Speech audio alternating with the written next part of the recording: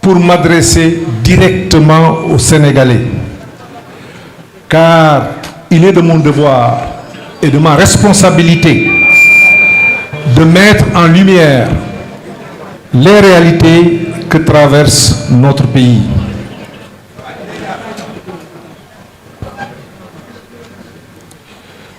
Depuis que les nouvelles autorités sont en place, il y a maintenant 6 mois,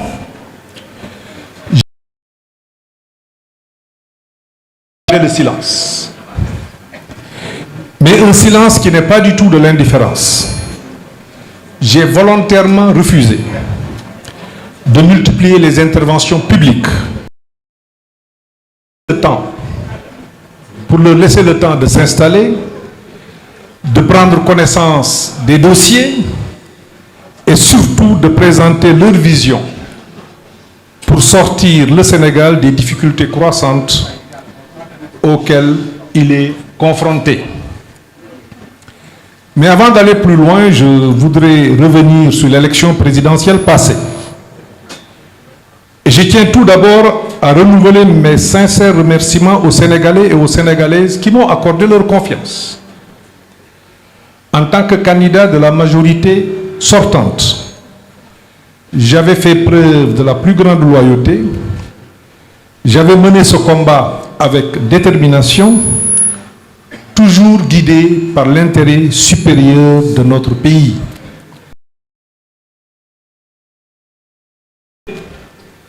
La stabilité et la concorde, des valeurs essentielles pour notre nation. Malgré les accusations grotesques de corruption des juges du Conseil constitutionnel, tentative de déstabilisation, j'avais continué à agir avec droiture et fidélité à mes principes. Pour ma part, je n'ai jamais posé un seul acte de déloyauté. J'ai toujours respecté mes engagements et assumé mes responsabilités. Aujourd'hui, les Sénégalais savent qui a trahi qui.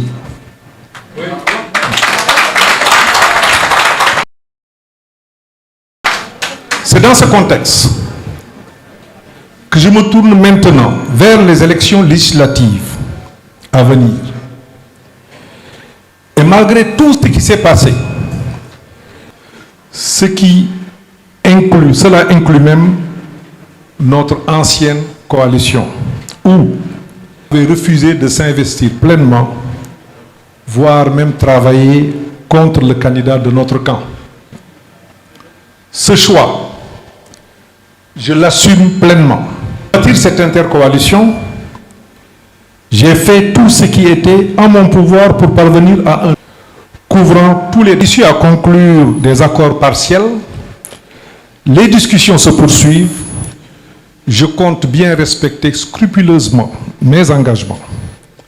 Car aujourd'hui, il est clair que nous sommes dirigés par un gouvernement qui n'arrive pas à prendre la pleine mesure des enjeux.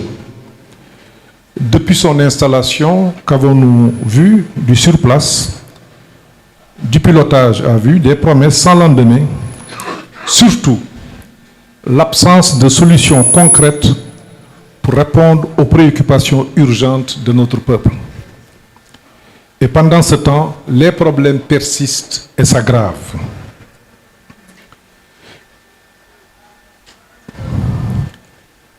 Au lieu de s'attaquer aux vrais défis, aujourd'hui, la menace, l'intimidation et la division sont érigées en principe. Les autorités cherchent à faire taire les voix discordantes plutôt que de rassembler et de construire un avenir commun. Le peuple sénégalais mérite mieux que cela. Le pouvoir ne s'exerce pas dans la peur ou la colère. Le pouvoir s'exerce dans le dialogue, la concertation et l'action au service du bien commun. En République et en démocratie, le pouvoir s'exerce par la persuasion et non par la terreur. Mesdames, Messieurs de la presse, chers compatriotes, ces derniers jours, Des accusations graves ont été portées contre ma personne. Je ne suis pas ici pour m'engager dans des polémiques, ni répondre par l'invective.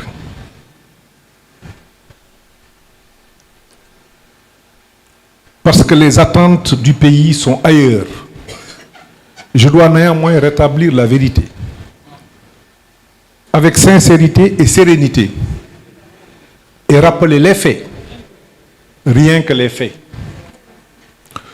Tout au long de ma carrière, j'ai servi le Sénégal et intégrité. Aucun acte, aucune écriture ne peut m'être imputée dans quelque gestion frauduleuse ou mal.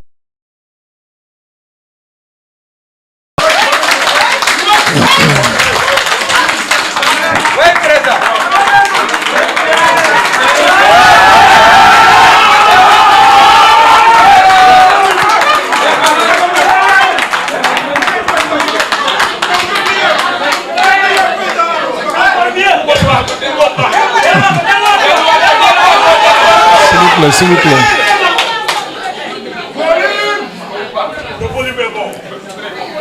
Je dis bien, aucun acte, aucune écriture ne peut m'être imputée dans quelque gestion frauduleuse ou malveillante. Et je le dis avec foi, fermeté et solennité. Je n'ai jamais été épinglé dans aucun rapport d'audit. S'il vous plaît, s'il vous plaît, s'il vous plaît, s'il vous plaît. J'ai servi mon pays dans le respect strict des règles de bonne gouvernance. La véracité de ces allégations. Il m'a été reproché des faits prétendument couverts par un rapport d'audit sur la période de 2019 à 2023. Je n'étais plus ministre de l'économie et des finances. Mon passage au ministère des Finances, 6 avril 2019. Alors qu'on m'explique, comment pourrais-je être tenu pour responsable des faits qui se sont produits à une époque où je n'étais pas aux commandes du ministère des Finances? Ces accusations, me semblent, sont non seulement infondées, mais sont révélatrices d'une volonté délibérée de nuire ou de désastrer. L'attendu du gouvernement, c'est de répondre aux besoins du peuple sénégalais et non de se livrer à un jeu de diversion. Je les invite à sortir des querelles et à se concentrer sur l'essentiel, c'est-à-dire gouverner pour le bien de notre pays.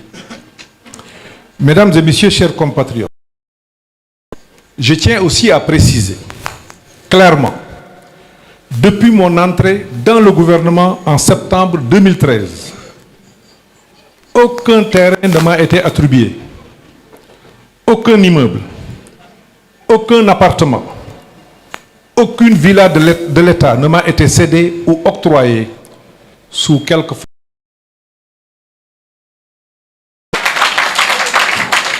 Ces accusations d'accaparement de biens publics me concernant sont injustifiées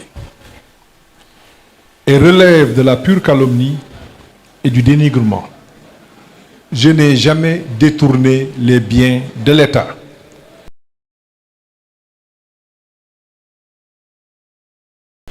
Dans la position où j'étais et dans l'organisation qu'il y avait au niveau de ce ministère, ce n'était même pas possible. En tant que serviteur de l'État, ni chercher à me dérober à mes responsabilités. Ce parcours, je l'ai mené avec honnêteté et j'ai la conscience tranquille. C'est de la nation. Mais je tiens à être clair. Rien ne m'empêchera, à part le bon Dieu, d'aller à la rencontre des Sénégalais